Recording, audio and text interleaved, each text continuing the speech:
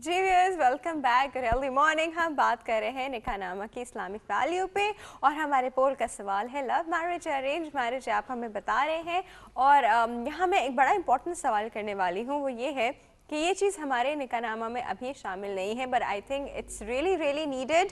और एक तो चलिए इसमें इस्लामिक क्लॉजेस तो हैं which is very good, but कुछ चीज़ें जो है वो हमारी सोसाइटी का पार्ट हो गई, that should be a part of it as well, क्योंकि बहुत सारे डिजीज़ेज़ हैं जो या तो मर्द हजरात को होते हैं या फीमेल को होते हैं और नहीं पता चलते, और फिर अब जब दोनों की शादी हो जाती है तो एक से दूसरे को लग जाता है, which is very horrible one. दूसरा, कुछ ऐसे हमारे हेरिडिटरी डिजीज़ होते हैं जिसमें हमारा थैलेसीमिया माइनर आता है। जो लोग थैलेसेमिक माइनर होते हैं, अक्सर लोगों को नहीं पता होता वो थैलेसेमिक माइनर है, उनको पार्टनर भी थैलेसेमिक माइनर मिल गया तो फिर बच्चा जो होता है वो मेजर होता है सर, वो बड़ा ही ख़तरनाक अजीब सी सिचुएशन हो जाती है फैमिली में। तो सर ये क्लॉजेस हमारे निकाह नामा में क्यों नहीं है? देखें, खैबर पख्तूनख्वा की हुकूमत ने ऑलरेडी कुछ क्लॉजेस शामिल किए हुए हैं। उसमें ये था कि जो शोहर है या बीवी है जिनकी शादी होने वाली है उनका ब्लड टेस्ट होना ज़रूरी है, और ब्लड की रिजल्ट जो है उसमें निकाह नामे में जी अटैच्ड होगी। अब देर आर 21 टाइप के जो मेजर जो हैं एसटीडीज़ हम कहते हैं, जैसे सेक्सुअली ट्रांसमिटेड डिजीज़ होते हैं जिसमें एड्स भी शामिल है, हेपेटाइटिस है, हेपेटाइटिस ए बी सी है, 21 मेजर हैं। वो दोनों में से किसी को हो सकते और वो ट्रांसमिट हो सकते हैं टू द कमिंग जनरेशन, आने वाली नस्ल में।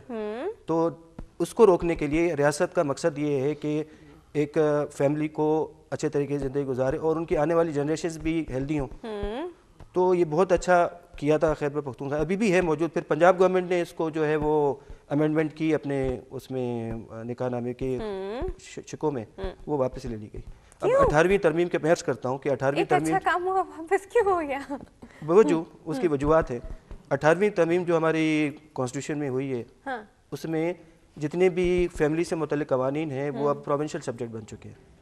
अब अगर हम उसमें हमारी जो पार्लियामेंट है जिसे मजलिस शुरा कहते हैं उसके अब इस मामले में हाथ कर चुके हैं। अगर हमारी प्रोविंशियल गवर्नमेंट चाहे, जैसे यहाँ की सिंध असेंबली है, जैसे खैबर पख्तूनख्वा ने किया हुआ है, तो वो भी अगर चाहे तो निकाह नामे में अमेंडमेंट कर सकती है। और ये ज़रूरी है आजकल के, क्योंकि जैसे जैसे अवेयरनेस बढ़ती जा रही है, जैसे आपने कहा कि थैलेसीमिया है, हो जाता है अगर माँ या बाप को अगर एड्स है या HIV है, वो भी बच्चे में ट्रांसमिट हो सकती है। डेफिनेटली हो सकता है। तो वो जब ब्लड टेस्ट होगा तो उससे पता चलेगा, और उसकी पहले क्योर कर लिया जाए तो बेहतर। अगर क्योर नहीं है तो फिर बेहतर है कि शादी ना करे, आने वाली जनरेशन को क्यों मुतासिर करें। हाँ एग्जैक्टली, उस वक्त तो आप ये इमोशनल डिसीजंस हो जाते हैं, फिर आगे बहुत लोग सफ़र करते हैं। Sir Islamic point of view से इस हवाले में कुछ है?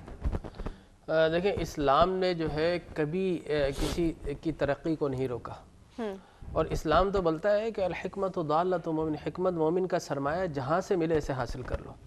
अगर अव्वलीन दौर देखें इस्लाम का तो अबू अली सीना हुए, अपना जितने भी वो साइंटिस्ट थे वो सारे गए, जाबिर बिन हयान हुए, जितने लाइन से एक पूरी फहरिस्त है जो हमारी साइंसदान था। उसकी वजह है कि इस्लाम ने न सिर्फ ये कि अल्लाह और रसूल और क़यामत और दोज़ख और ये सब चीज़ें बताई, बल्कि इसके साथ बहुत सी साइंस भी बताई। जिस तरह अलक़ा और मुदग़ा की पूरी साइंस, एम्ब्रियोलॉजिकल पूरी साइंस, उसके सारे स्टेप्स जो फीटल स्टेप्स हैं एम्ब्रियो से लेकर और बाकायदा डिलीवरी तक, वो सारे इस्लाम ने कुरान अभी आज भी मौजूद है। यहाँ पर मैं बताना चाहूँगा कि अगर कोई ऐसी सूरत हाल लॉ बन जाए कि जिसमें देखा जाए कि फ़ीमेल को भी टेस्ट करवाए जाएं कि आया इसमें, वो मैं समझता हूँ ये बहुत अच्छा होगा।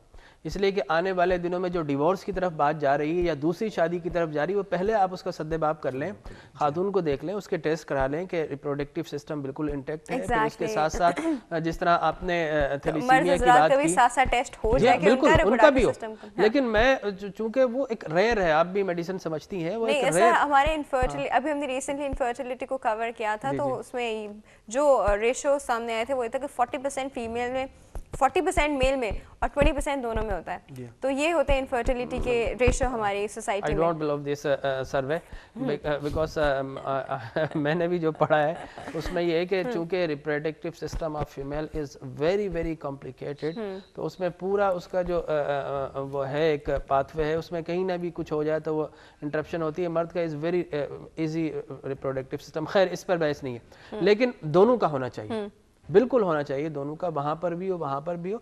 फिर इसके साथ एक्स लिंकेजेस जितनी भी डिजीज़ हैं, एक्स लिंक्ड جس طرح تھیلیسیمیا ہیموفیلیا، یہ ساری چیزیں بھی کور ہونی چاہیے. اس کے ساتھ ساتھ آپ کو پتہ ہے کہ سیکسولی ٹرانسمیٹڈ ڈیزیزز جتنی ہیں ان کو بھی کور اپ ہونا چاہیے. اور یورپ میں تو باقاعدہ جو ہے میڈیکل لائسنس بنتے ہیں، اور at the time of the marriage جب وہ جاتے ہیں قربان گاہ کے سامنے تو وہاں پر پادری کو یا پریسٹ کو دکھانا پڑتے ہیں یہ سب چیزیں. لہذا اگر یہ چیزیں کر لی جائیں تو میں سمجھتا ہوں کہ شاید 5 سے 10% جو ڈیورس ہے ان کو ہم روک سکتے ہیں. کم ہو سکتی ہے. اور ہمارے پاس جی ایک کال موجود ہے، اٹینڈ کرتے ہیں. السلام علیکم. السلام علیکم، کیا حال ہے؟ ٹھیک ٹھاک، گڈ ہیلدی مارننگ. کون بات کر رہے ہیں؟ میں فضا بات کر رہی ہوں. آپ بہت اچھی ہوسٹ ہیں اور میں بہت مشکل سے کال ملی آپ کے پاس. اچھا، تھینک یو. شکر ہے آپ کی کال مل گئی، اور پہلے تھینک یو دونوں ٹوگیدر. اچھا جی، ہماری پول کا جواب دیجیے فضا. ارینج میرج ہونی چاہیے، رائٹ؟ مجھے کیا پتا، میں تو آپ سے پوچھ رہی ہوں. میں پوچھ رہی ہوں لو میرج آپ کرنا پسند فرمائیں گے ارینج؟ ارینجڈ. ارینجڈ آپ کی ہو گئی؟ جی ہو گئی. آپ کی کیا ہوئی تھی؟ ارینجڈ. ارینجڈ. اچھا چلو پھر ٹھیک ہے. اچھا ہاں جی، کیا پوچھنا چاہیں گے فضا؟ میں یہ سوال کرنا چاہوں گی کہ اگر ایک امپورٹنٹ آدمی ہوتا ہے، اس کی شادی نہیں ہو سکتی، رائٹ؟ ٹھیک ہے. ٹھیک ہے، تو اس کے لیے کیا حکم ہے، اور اگر وہ شادی کر لیتا ہے تو کیا کرنا چاہیے، رائٹ؟ یہ کوشچن ہے. ٹھیک ہے، چلے ہم آپ کو بتاتے ہیں. ٹھیک ہے، thank you so much for your call. اور ساتھ ہی ساتھ ایک اور کال ہے، وہ بھی اٹینڈ کرتے ہیں. السلام علیکم. میں موبائل بارے کے سے لگے. ہیلو جی، السلام علیکم. کال مل گئی؟ ہاں جی، کال مل گئی ہے آپ کی. گم ہو گئے. ان کو ہماری آواز نہیں آ رہی تو شاید. ہاں جی، السلام علیکم. وعلیکم السلام. ہاں جی، گڈ ہیلدی مارننگ. کون بات کر رہا ہے؟ ہیلو، میں آپ سے ایک سوال کرنا چاہ رہا ہوں. جی جی، کون بات کر رہا ہے؟ دیکھیے، میں محمد عمران بلوچ بات کر رہا ہوں. جی عمران صاحب، کہاں سے؟ میں گزری سے بات کر رہا ہوں. گزری سے، یہیں سے بات کر رہے ہیں. ٹھیک ہے. میں حضرت صاحب سے یہ پوچھنا چاہ رہا ہوں، میری شادی کو 15-16 سال ہو گئے. ہاں جی. تو میری وائف ابھی ناراض ہو کے 4 مہینے سے ناراض ہو کے گئی ہیں. کیوں؟ یہ بس تھوڑا سا لڑائی جھگڑا ہو گیا تھا تو میں نے سب مانگی اپنی وائف سے. میری ماشاءاللہ 2 بیٹیاں، ایک بیٹی میری 5 سال کی ہے، ایک بیٹی میری 8 سال کی ہے. ماشاءاللہ. 2 بیٹے، ایک 12 سال کا ہے، ایک بیٹا میرا 9 سال کا ہے. ٹھیک ہے. اب ان کا پتہ ہی نہیں چل رہا وہ کہاں ہے کہاں نہیں. اب میں یہ پوچھنا چاہ رہا ہوں ایسی عورتوں کے لیے کیا عبرتناک سزا ہے اور میں کیا کروں؟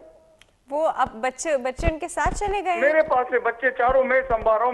میرا ایکسیڈنٹ ہو گیا تھا، ٹانگ کی 2 جگہ سے ہڈیاں ٹوٹ گئی تھی.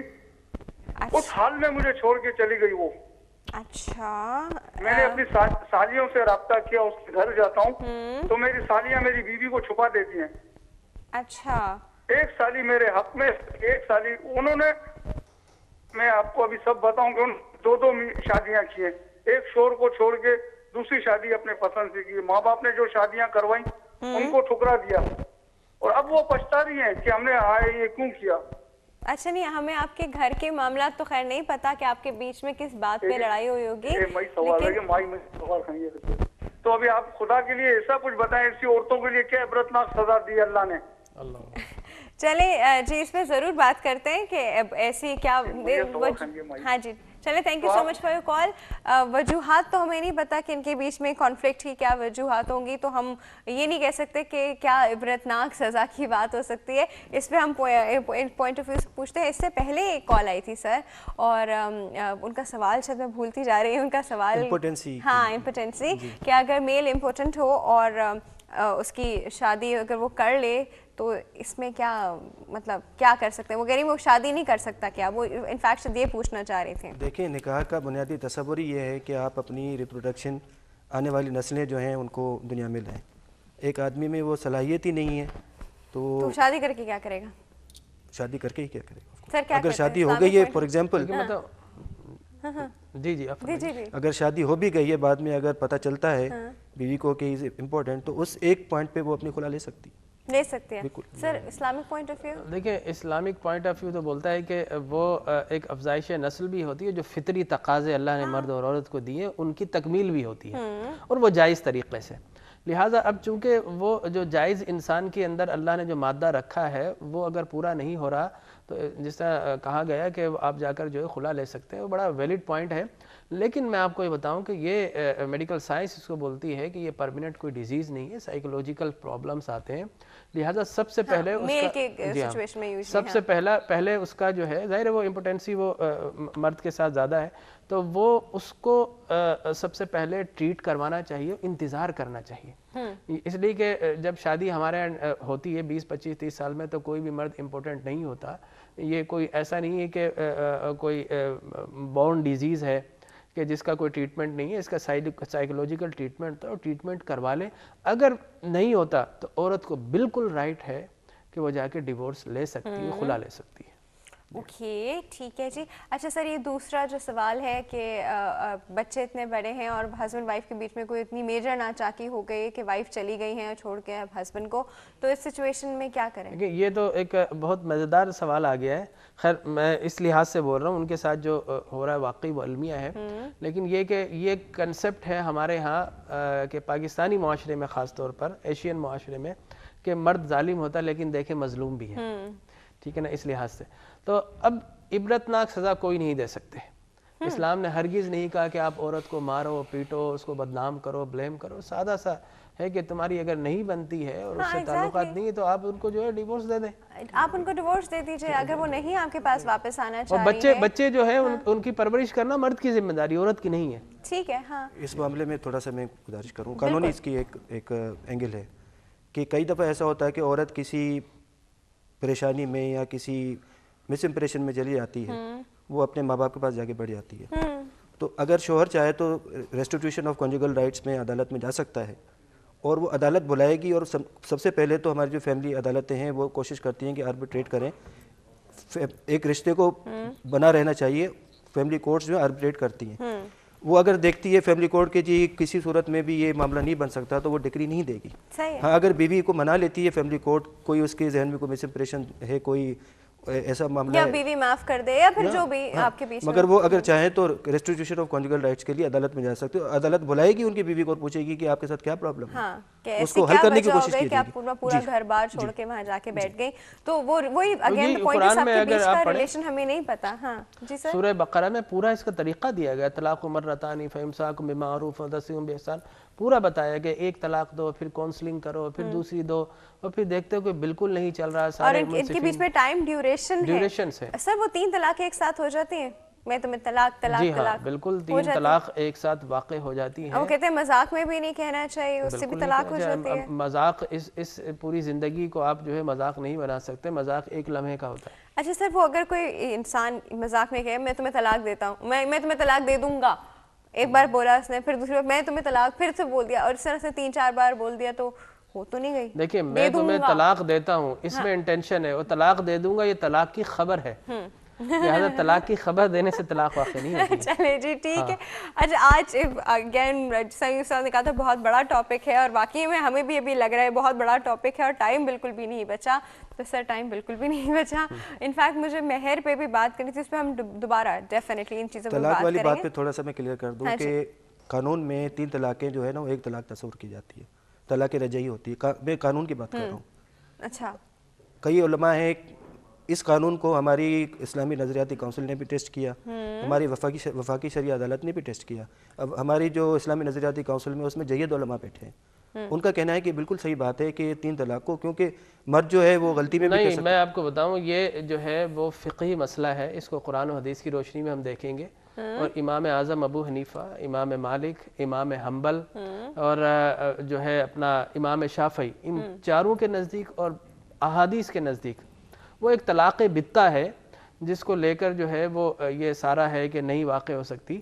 چاروں ائمہ کرام جو کہ 1 لاکھ احادیث کے حفاظ تھے، جن سے اچھا قرآن و حدیث کو کسی نے نہیں جانا، ان سب کے، ایون حضرت ابن عباس رضی اللہ تعالیٰ عنہ کا فتویٰ، ایون حضرت عمر بن خطاب رضی اللہ تعالیٰ عنہ کا، ٹھیک ہے نا. اس لیے کہ قرآن و حدیث کو ہم سب سے پہلے صحابہ کے آثار میں دیکھتے ہیں، پھر ائمہ احادیث میں دیکھتے ہیں. تو ان کا اتفاق ہے. خود بخاری میں بے شمار حدیث ہے، بہت بڑا موضوع ہے کہ جب اگر کوئی ایبرپٹلی ایٹ ونس اگر 3 طلاق دے دے گا تو 3 طلاق واقع ہو جائے گی.